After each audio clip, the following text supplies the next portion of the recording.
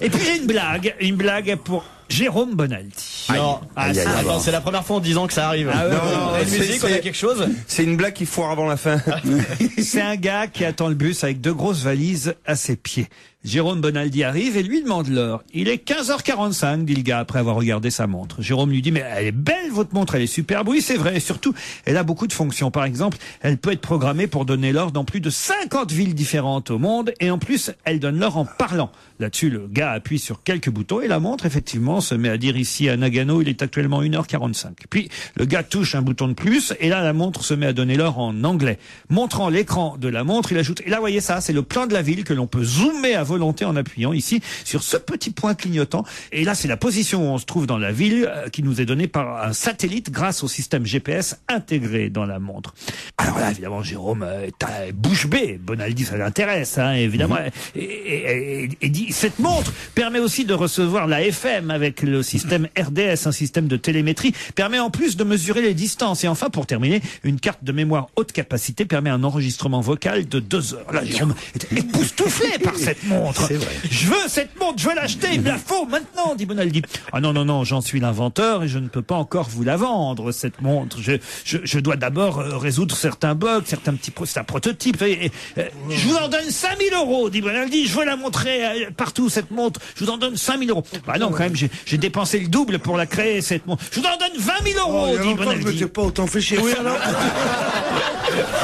Non. Mais elle n'est pas à vendre, elle n'est pas à vendre, cette montre. Et je vous en donne 50 000 €, dit Bonaldi. Et Jérôme Bonaldi sort son chéquier. Et là, évidemment, l'inventeur génial réfléchit un peu et rapidement, il comprend que son intérêt est de vendre la montre. Top là pour 50 000 €. Puis il retire la montre de son bracelet, il la donne à Bonaldi, ravi. Jérôme donne le chèque, lui, de 50 000 €. Il tourne les talons et il s'en va. Mais l'inventeur le rappelle. Bien, monsieur Bonaldi, attendez. Il montre les 2 valises. Vous oubliez les batteries. Il y a longtemps que vous n'étiez pas autant marré. Non, elle est pas mal comme blague, mais si tu veux la raconter dans un ascenseur, il faut être à Dubaï ou à New York. Tu devrais aller la raconter au parlant à Roissy, comme ça les gens ils se marrent. Moi, elle me plaisait bien, moi. Ah non, mais attends, elle est peut-être mieux à elle lire. est fine, elle est drôle, il n'y a pas de lourdeur. Elle est inattendue. Elle est élégante, elle est plausible. Ah oui, elle est bien, Tout est bien, tout est bien. Non, sur la taille des trucs, c'est très bien. Ah oui. C'est un mec qui entre dans un café qui dit, moi j'ai la plus grosse bite. Et Le alors mec, le patron lui dit, foutez-nous la paix, prends des gros mots comme ça. Ah, moi je l'ai plus grosse que n'importe qui, moi vous pouvez pas savoir. Alors, il dit, il y a la patronne qui est là, il y a les clientes qui sont là. Soyez calme, monsieur. Moi, elle est 4 fois comme vous imaginez ma truc.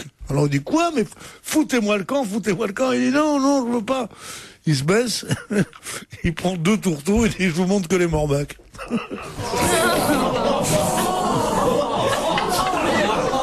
C'est la même, hein.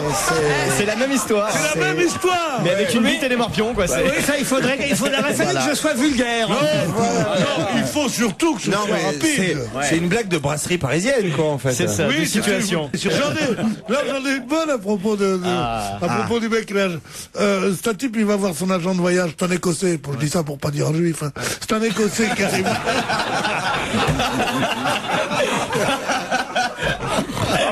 C'est un Écossais qui arrive voir son copain qui est agent de l'agence de voyage.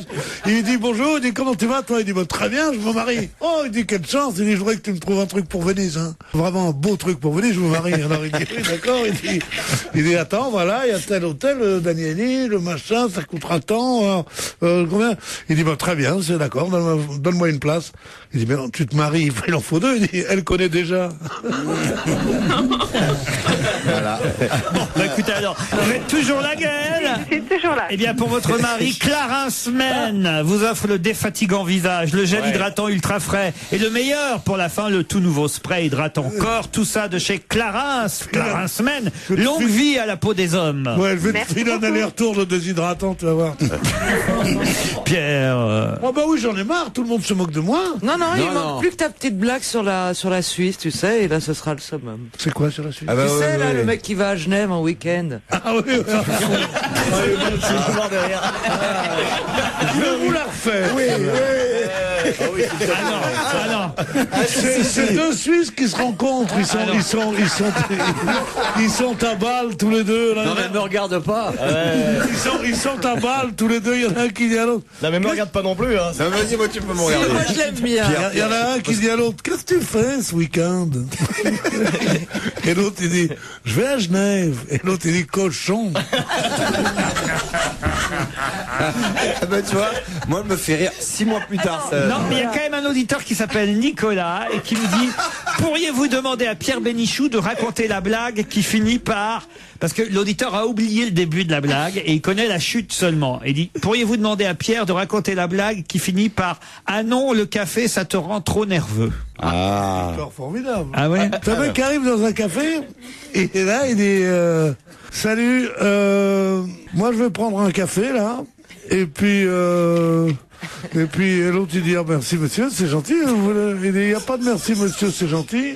Les enculés me parlent pas. Alors il dit, quoi monsieur, mais enfin vous êtes fou. Il dit, non, les enculés de leur mère me parlent pas. Il dit, mais je vais vous casser la gueule. Il dit, toi tu comment... Non,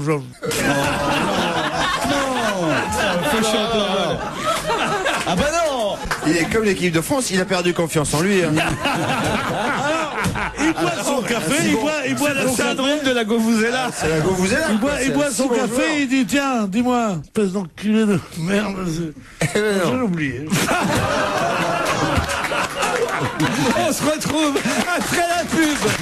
Alors, le type, il arrive au bar, et il dit, alors, je voudrais un café. Ça y est, c'est revenu. Alors, c'est comme le ketchup, tout revient d'un coup là. Et pour toi, rien, espèce d'enculé, dit au barman. Le barman dit, mais répétez ça, je vous casse la gueule. Et pour toi, fils de pute, rien du tout. Et à ce moment-là, le barman sort, et le patron arrive et dit, soyez gentil, il y a du monde et tout. Vous le choperez une autre fois, mais là, vous pouvez pas aujourd'hui. Il dit, toi, si tu reviens, je t'arrache ta tête. Le lendemain, le mec arrive. Il dit, je voudrais un bon café.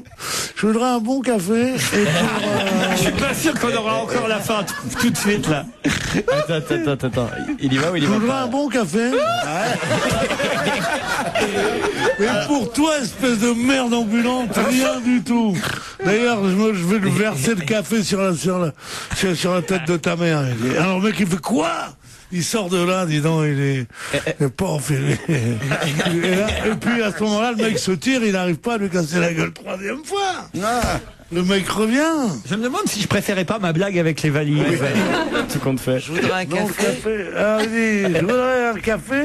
Pierre, vous voulez pas réfléchir Non, et parce quand elle sera vraiment revenue, vous nous le racontez. Parce que là, je sens qu'elle revient par bribes, comme on dit. Non, mais si ça se trouve en 2e heure, tu vois, tu l'attaques au même moment. On est au 3e café là. Non, au 3e café, il dit... Non, écoutez, j'en ai vu des naufrages, mais à ce point-là... Même le Titanic va rester... Non, Pierre, je vous en supplie... Assieds-toi sur le banc, pose ton déambulateur et réfléchis. Non, Pierre, c'est pas grave. C'est pas parce qu'un auditeur vous met au défi de retrouver une blague qu'il faut absolument que vous la retrouviez. Ce qui est maintenant, c'est que même avec la chute, il la retrouve pas, quoi. Ah ouais, il connaît le début. Il arrive, il insulte encore le médecin. Et il commence à lui taper dessus. Et il tape dessus, il le laisse pour mort. Il a les 2 jambes cassées, l'épaule démise, une moitié du visage emporté. Et les pompiers arrivent. On l'amène à l'hôpital. Et le mec, il dit, putain, j'ai tapé un peu fort quand même, et tout ça. Et puis 3 mois passent, le mec arrive complètement... Ah oui, 3 mois passent. Et je vous propose dans un trimestre d'avoir la chute de cette histoire. Il arrive comme ça, avec le bras comme ça, les gens, on le transporte comme ça, alors il dit plus. Il dit, donne-moi un café. Alors le mec, il le voit, il est un peu gêné, comme ça, il dit, et moi je peux en prendre un aussi? Dit le barman. Et le mec, il lui dit, non, le café, ça te rend trop nerveux.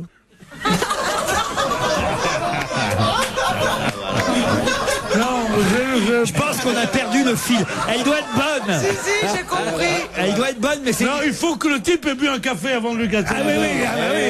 Bon, mais vous... Recommence. Non, l'auditeur aura rectifié de lui-même, alors on reprend.